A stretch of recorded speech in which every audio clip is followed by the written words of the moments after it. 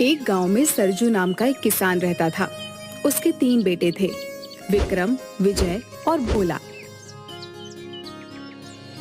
विक्रम और विजय काफी समझदार थे। वहीं भोला को सब भोंदू बुलाते थे, क्योंकि वह बहुत सीधा था और मूर्ख भी था। बेटा, अब मैं बूढ़ा हो गया हूँ, मुझसे काम नहीं होता। बेटा भोंदू बहुत सीधा है, मुझे समझ नहीं आता वो क्या करेगा। साथ ही गांव के जमींदार की नजर हमारी जमीन पर है, पता नहीं कैसे सब कुछ सही होगा।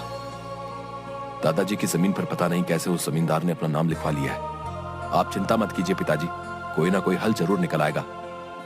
और इस भोंदू का क्या ही करो पिताजी, भोंदू को तो कुछ भी नहीं आता। अगर कोई काम दो तो सब उल्टा ही करता है। पता नहीं भोंदू इतना मूर्ख कैसे हो गया, जबकि हम दोनों भाई इतने समझदार हैं। कहां से मूर्ख दिखता हूं मैं तुम लोगों को, हैं? कल तुमने हरिया चाचा को क्यों मारा इतना? हरिया चाचा ने बोला मुझे चप्पल दे, मैंने उनकी बात मानी और उन्हें चप्पल दी। वो चप्पल पहनने के लिए मांग रहे थे, तुमने उन्हें चप्पल से मार ही दिया मूर्ख। इसे तो ये तक नहीं पता होता कि किसी इंसान से कौन सा काम करवाना है। मैंने इससे कहा जा खेतों से अनाज काट कर लिया। मैंने जाकर देखा ये बैठकर एक एक दाने को चाकू से काट रहा था। हाँ तो क्या, तुमने ही तो कहा था अनाज काट कर लाओ, वही तो मैं कर रहा था।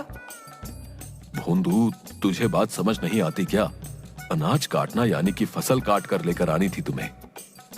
पिताजी मैं तो वही करता हूँ जो मुझसे कहा जाता है। अब ये लोग ही मुझे गलत चीज बताए तो मैं क्या करूं?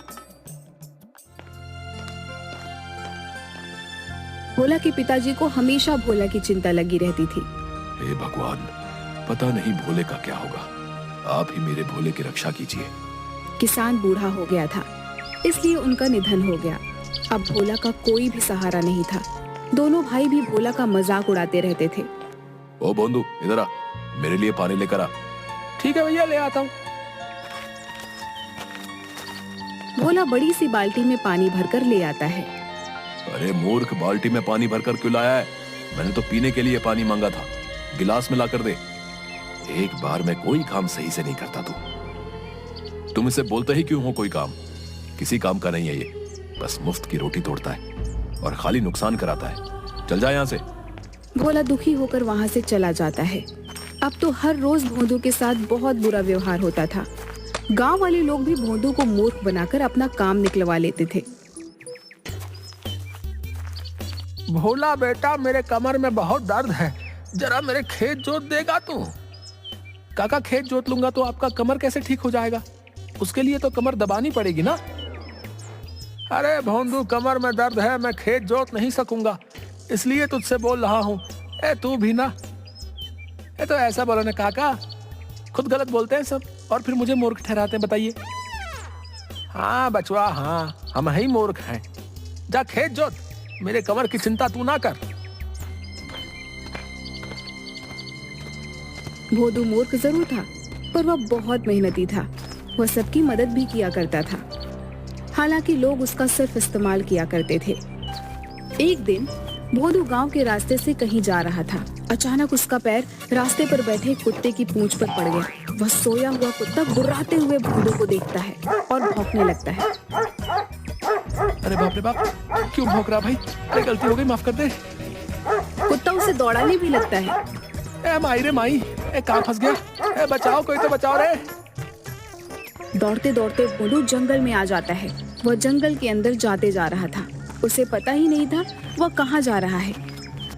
भोला भोंदू अपने घर का रास्ता भी भटक गया था। उसे जंगल की एक और लड़की दिखाई देती है जो सूखी लकड़ियों को जमा कर रही थी। ये कौन सी जगह है? ये तो जंगल है, आप यहाँ कैसे आ गए? यहाँ तो कोई आदमी नहीं आता जाता।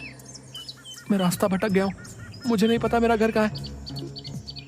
उसके बाद भोंदू ने सारी बात उस लड़की को बता दी। भोंदू की बातें सुनकर उस लड़की को पता चल गया कि भोला बहुत भोला है, जो अपने घर का पता भूल गया है। मेरा नाम रमा है। चलो कोई बात नहीं, जब तक तुम्हें तुम्हारे घर का पता नहीं मिल जाता तब तक तुम मेरे साथ मेरे घर चलो।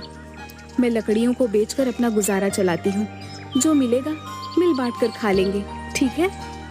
भोंदू खुश होकर उस रमा के साथ चला जाता है। लकड़ी बेचकर जो मिलता है वह लड़की खुशी खुशी मिल बांटकर खा लेती है। लेकिन भोदू का भोलापन अभी भी जारी था। वह अपनी हरकतों से सबको हंसाता रहता था। वहीं दूसरी ओर पता नहीं कहाँ चला गया वो भोंदू, मूर्ख कहीं का। एक तो खुद जमींदार ने हमारी जमीन ले रखी है, ये परेशानी क्या कम थी जो अचानक भोंदू भी गायब हो गया। मैं तो तंग आ गया हूँ। चिंता मत करो, कोई ना कोई रास्ता जरूर निकल आएगा। इधर कुछ दिन बाद भोदू जंगल में लकड़ी का गट्ठर उठा रहा था। लकड़ी का गट्ठर बहुत बड़ा और भारी था, जिसे भोदू ठीक तरह से उठा नहीं पा रहा था। अरे बाबा, ये लकड़ी का गट्ठर तो बहुत भारी है, उठ नहीं रहा। पता नहीं कैसे रमा इसे उठाती है। वहीं पास ही भोदू को एक पेड़ के नीचे एक साधु बाबा नजर आए, जो ध्यान लगाए बैठे थे। भोला भाला भोदू बिना कुछ सोचे समझे उन साधु बाबा को कहता है, ओ भाई, ये गठरी बहुत भारी है, थोड़ी मेरी मदद कर दो ना उठाने में। आप तो वैसे भी सो ही रहे हो। साधु ध्यान में मग्न था और साधु ने कुछ नहीं सुना। अरे अजीब इंसान है, नींद में इतना मग्न है कि किसी की कोई मदद को राजी नहीं है। ए, उठ जा भाई, उठ जा, मेरी मदद कर दे भाई। कौन मूर्ख है जिसने मेरे सालों की तपस्या भंग की? मैं ध्यान कर रहा था। मूर्ख, तूने मेरा ध्यान तोड़ दिया है। तू खुद को समझता क्या है? बहुत बुद्धिमान है तू। इतना घमंड है तुझे अपनी बुद्धि पर, मूर्ख इंसान। लो, अब आप भी मुझे मूर्ख बोल रहे हैं। आपको नहीं पता मैं कितना समझदार हूँ? सब बस मुझे ही मूर्ख बोलते रहते हैं। तू बहुत समझदार है ना? तुझे अपनी बुद्धि पर बहुत घमंड है ना? जा, मैं तुझे श्राप देता हूँ, तेरी बुद्धि पलट जाएगी। तू अभी जैसा है उससे ठीक उल्टा हो जाएगा। तू खुद को जितना समझदार समझता है तो ठीक उसका उल्टा बन जाएगा। अरे महाराज, श्राप भी दे दिया, मेरा गट्ठर तो उठा देते। अजीब बाबा है यार। यह बोलकर साधु बाबा वहाँ से चले जाते हैं। अचानक भोला ने अपने अंदर एक अजीब सा परिवर्तन महसूस किया, पर उसे समझ नहीं आया कि आखिर हुआ क्या। भोदू घर आता है। वहाँ रमा बैठकर लकड़ियों की कीमत का हिसाब लगा रही थी। आ गया, सारी लकड़ियाँ लेकर आए हैं ना? फिर रमा लकड़ी के पैसे जोड़ने में लग जाती है। 100 रुपए होने चाहिए।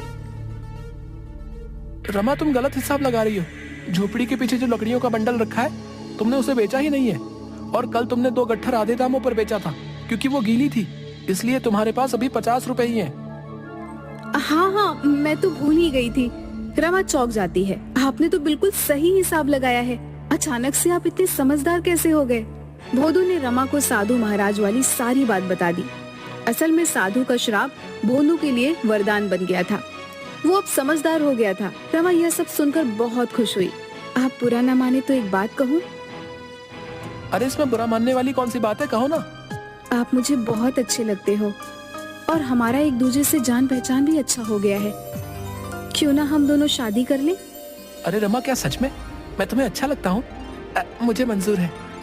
इसके बाद रमा और भोदू दोनों पास के मंदिर में जाकर शादी रचा लेते हैं। एक दिन, अब मुझे अपने गांव जाना है रमा। ठीक है, आप चले जाइए। जाऊंगा, पर अकेले नहीं, तुम भी मेरे साथ चलोगी। तुम मेरी अर्धांगिनी हो, चलोगी ना? अब मेरे सब कुछ आप ही तो हैं। मैं आपके बिना भला कैसे रह सकती हूँ? भोदू रमा को लेकर अपने गांव पहुँचता है और अपने घर जाता है। वहाँ वह देखता है कि उसके दोनों भाई चिंता में बैठे थे। विक्रम भैया, मैं आ गया, प्रणाम। अरे भोंदू, तू कहाँ चला गया था रे? हमने तुझे बहुत ढूंढा, कहाँ था तू?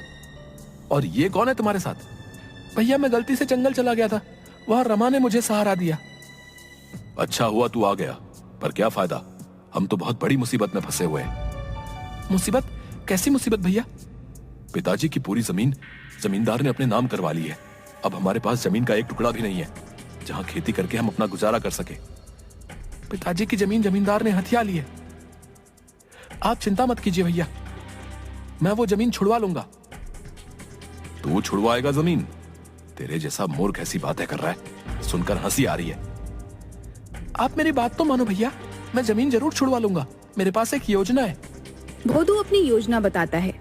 भोदू की बात सुनकर दोनों भाई दंग रह गए और सोचने लगे कि भोदू इतना समझदार कैसे हो गया है। उन लोगों को रमा ने साधु के श्राप के बारे में बता दिया, जो श्राप भोला के लिए वरदान बन चुका था। भोंदू, जैसी योजना तुमने बनाई है हम वैसे ही काम करेंगे। मेरे भाई, तू ही हमें इस मुसीबत से बचा सकता है। भाई, आप फिक्र ना करो, अब देखो उस जमींदार को सबक कैसे मिलता है। अगले ही दिन गांव में यह खबर फैलती है कि भोला के पिता के खेत में एक चुड़ैल रात को घूमती है। आसपास के लोगों में डर का माहौल छा गया। ये खबर जमींदार के पास भी पहुंची। ये मैं क्या सुन रहा हूँ? ये चुड़ैल कहाँ से आ गई? हाँ मालिक, आजकल सरजू की जमीन पर हर रात एक चुड़ैल घूमती नजर आती है और जैसे ही सामने जाओ वो गायब हो जाती है।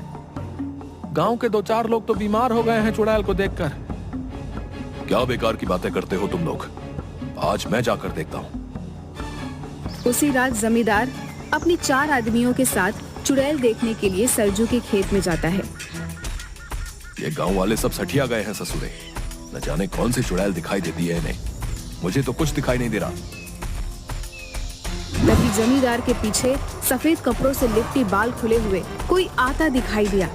जय हनुमान, जय हनुमान। ये चुड़ैल कहाँ से आ गई यहाँ पर? हे भगवान, रक्षा कीजिए, रक्षा कीजिए। मालिक, चुड़ैल तो गायब हो गई है। तभी अचानक चुड़ैल फिर वहाँ आ जाती है और बोलती है, ये जमीन किसकी है? मुझे बहुत पसंद है। अब तो मैं यहीं रहूंगी हमेशा। इस जमीन पर जिसने अपना हक जताया है वो मारा जाएगा। हाँ, तुम्हें मरना है। हे भगवान, आज बचा लो। मुझे कोई जमीन नहीं चाहिए। कभी मुड़कर इस जमीन की तरफ भी नहीं देखूंगा। राम राम राम राम, मरा मरा मरा मरा। सब के सब लोग वहाँ से डरकर भाग जाते हैं। दूसरे ही दिन जमींदार ने वह जमीन विक्रम और विजय को वापस लौटा दी। अरे विक्रम बेटा, मुझसे गलती हो गई। ये जमीन तो सरजू की थी और उसी की रहेगी। हाँ, ये रहे तुम्हारे जमीन के कागज। हाँ, लाओ इधर। और दूसरी बात, अगर गलती से भी हमारी जमीन पर नजर डाली ना तो हमसे बुरा कोई नहीं होगा। वाह भोंदू, वाह, क्या दिमाग हो गया है रे तेरा। तेरे प्लान ने तो सच में हमारी जमीन वापस लौटा दी। और हाँ, रमा भाभी भी कमाल की कलाकार है। चुड़ैल बनकर क्या खूब डराया जमींदार को। धन्यवाद रमा, हमारी इतनी मदद करने के लिए। धन्यवाद किस लिए जी? अब मैं भी तो इसी घर की सदस्य हूँ ना। अब तो हम सब लोग मिलकर रहेंगे। भोला को पता था कि डर से किसी भी चीज को आसानी से हासिल किया जा सकता है। इस तरह भोला की होशियारी और रमा के साथ से उन्हें उनकी जमीन वापस मिल